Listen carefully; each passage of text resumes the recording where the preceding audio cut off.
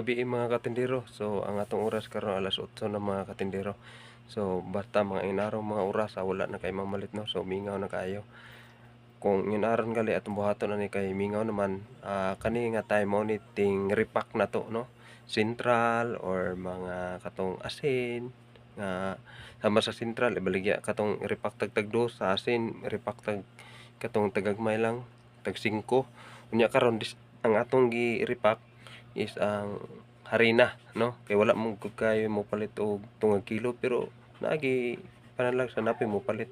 So atong buhaton para mahalinan jud ta i-repack na to og tag 5. So mao ni atong mga ni-repack mga tindero. Harina na repack na to tag 5. Ano tay nahuman nga repack oh. Ani kada ko ang tag 5. Ano tag 5 mga katindero. So tag 5. So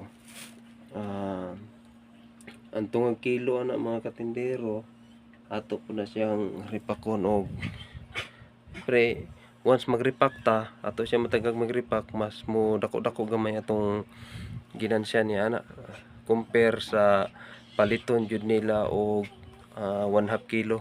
Kay kung 1/2 kilo usually mo patong ra ta og 5 ana 5 ra gid ang pinakadako na tang pwede ipatong niya. Kung ato siyang repakon og tag 5-5 mas madako-dako gamay atong ginansya no.